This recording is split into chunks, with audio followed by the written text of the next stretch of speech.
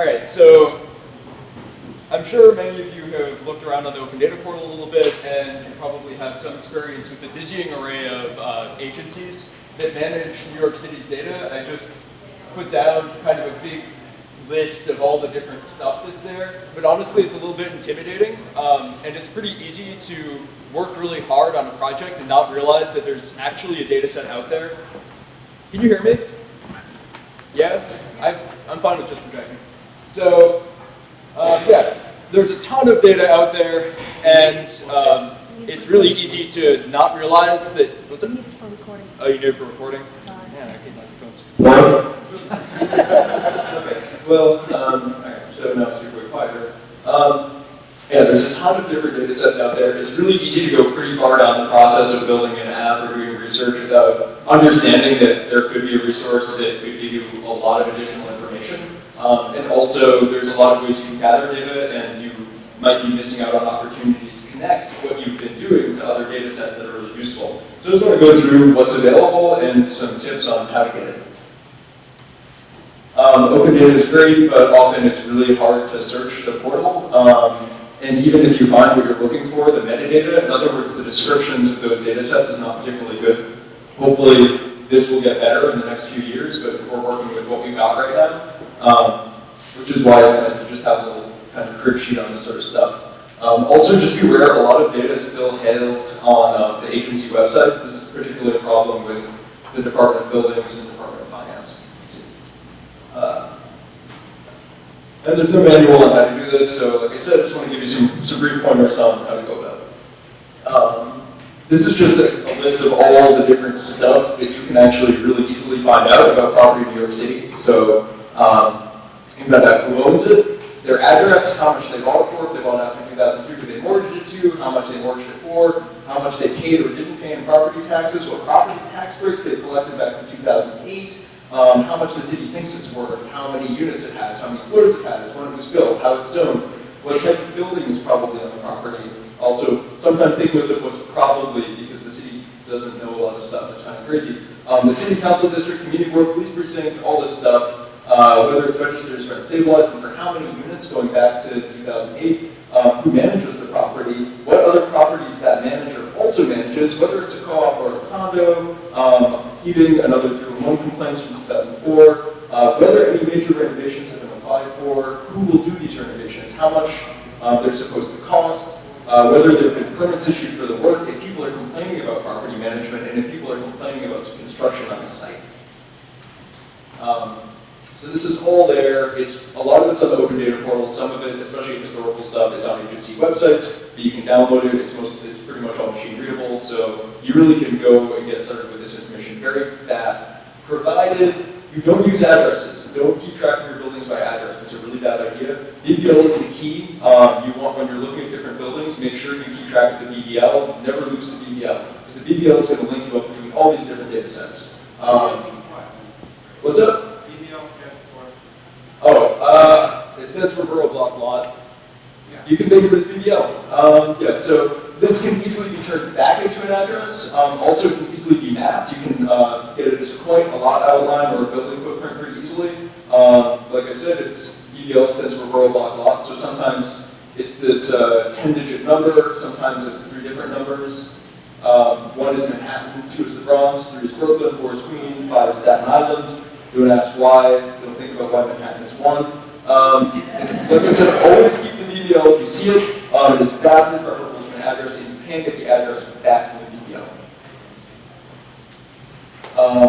It's also worth noting, these are not buildings. Like I said, they're Borough Block Lot. That means it's a tax parcel. It actually can have many buildings. Stuytown is a single BBL with at least 70 buildings on it, I think.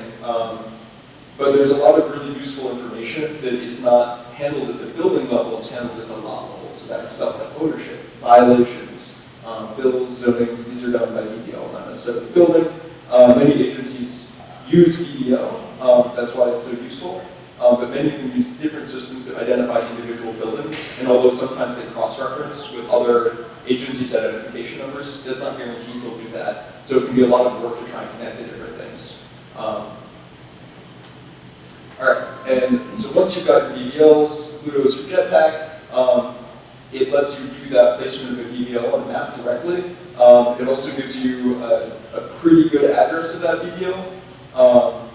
It's not, at least last I checked, it's not really on the open data portal. You have to go to this other site called Bytes of the Big Apple to get it. And you can use a program called QGIS if you want to open it on your computer. I think also CartoDB, which I already mentioned, there's accounts available. There are copies of Pluto and Map Pluto there that you can work with. It's for free. What is Pluto?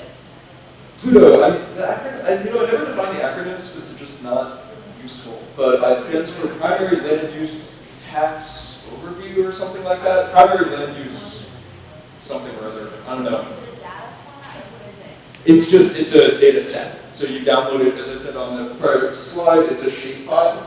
Oops.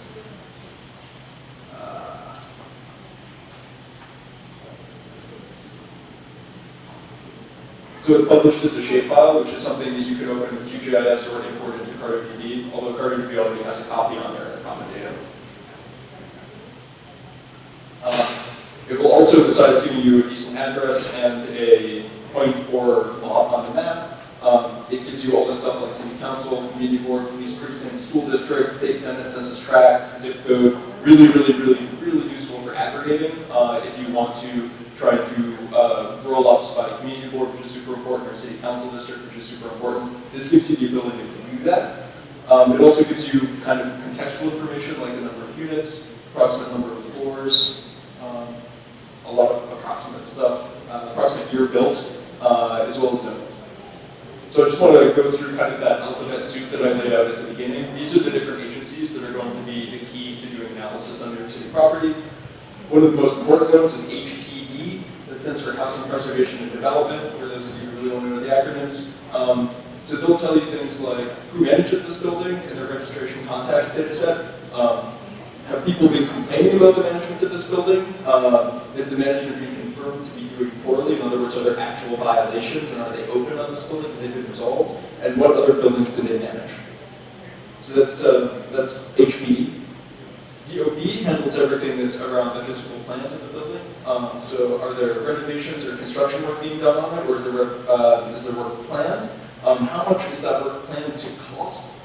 This actually can be really interesting if you look at historical files and you can begin to track expensive renovations or buildings that have been gutted. Who's doing or will do that work?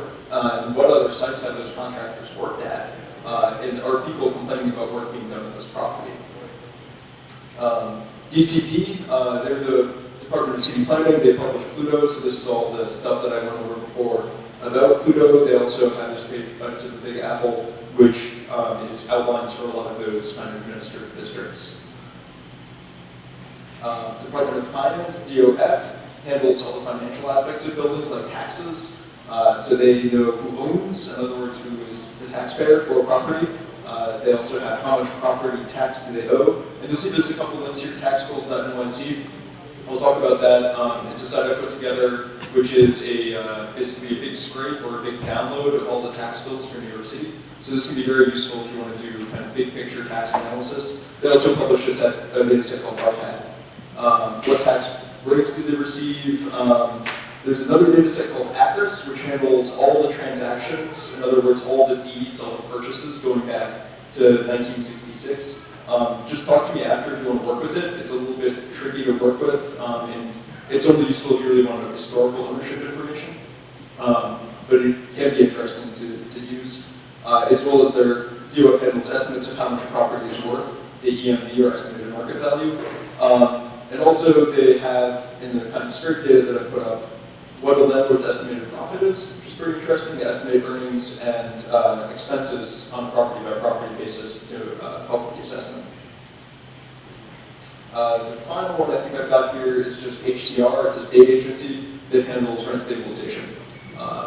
And I've also, the tax bills have helped with the scrape for that, so you can get whether or not properties are rent stabilized going back historically to 2008, and how many apartments were stabilized in that property. On that one, is it also indexed by DPL? Yes, yes. Can you repeat the question? So he was asking, with that one, is it also indexed by BBL? And the answer is yes. The source for The stabilization numbers going back to 2008 is actually from tax bills. So all tax data is handled at the BBL level because DOF only cares about parcels. So I have a couple other resources. One is a service called Open Data Cache. This is all the same data sets that are on the NYC Open Data Portal, but the entirety of the data set has kind of been saved on Amazon for you beforehand. So if you're trying to download like a, I don't know, 301 or something, one of those big 10 gigabyte data sets or something, and it's taking like 3 hours to download, you can just download it from here, and it should download about 50 times faster. It's super useful. I just use it myself. You can also do a search, so the interface is just a bit simpler to use, I found. It also lets you sort by the largest data set. So if you want to rule out those like hundreds of data sets that are like 8 rows or something and totally useless, you can just filter by largest or sort by largest, and they all kind of go away. So yeah. The final thing I mentioned before is taxbills.nyc. This is all has data for all 1 million BBLs in New York, as well as a whole bunch of rent stabilization data. So this is a super simple site, just like has a couple CSVs, which are linked here, and I'll share this presentation around so you can keep the links. Yeah, and if you have any questions about whether there's some data available or how you can connect things, just come talk to me now and try and help you out.